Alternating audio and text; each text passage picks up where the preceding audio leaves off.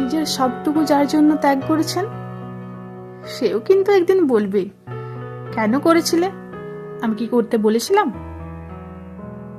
সমস্ত সমস্যায় পাশে থাকার পরেও একদিন কিন্তু শুনতে হবে, আমার সমস্যা আমি মিটিয়ে নিতে পারতাম, তুমি না থাকলেও চলতো। তার সমস্ত হারিয়ে যাওয়া সম্পর্ককে চেষ্টা করে তার কাছে ফিরিয়ে দেওয়ার পরও কিন্তু আচমকা সে বলবে, আপনি নাকি তাকে একা করে দিতে চান। একটা দিন নিজের মতো করে চাইলেও ব্যস্ততার অজুহাত এসে দাঁড়াবে প্রাচীরের মতো। আসলে অনুভূতিগুলো মরে গেলে রয়ে যায় শুধু যুক্তি আর তর্কের পাহাড়। তখন কথার পিঠে কথা বসে, কে ঠিক কে ভুল তার লড়াই চলে, কারণ সেই বিশেষ অনুভূতিগুলো তখন ঋতু।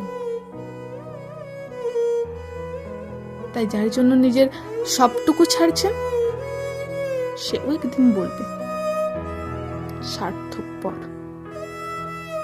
সেটা বুঝে নিয়েই ত্যাগ করুন, কষ্ট কম পাবেন। কারণ আমরা মুখে যতই বলে এক্সপেকটেশন রাখি না, আসলে ভেতরে ভেতরে কিছু চাওয়া তো রয়েই যায়।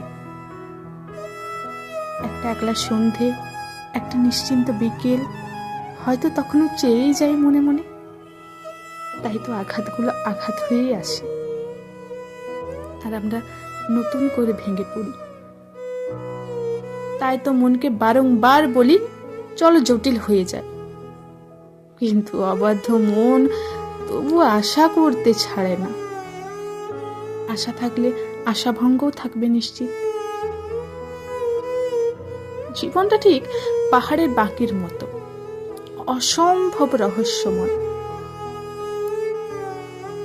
যেটাকে নির্ভেজাল ভালোবাসা মনে হচ্ছে, কাল সেটাকেই মনে হয় শুধুই বোঝাপড়া।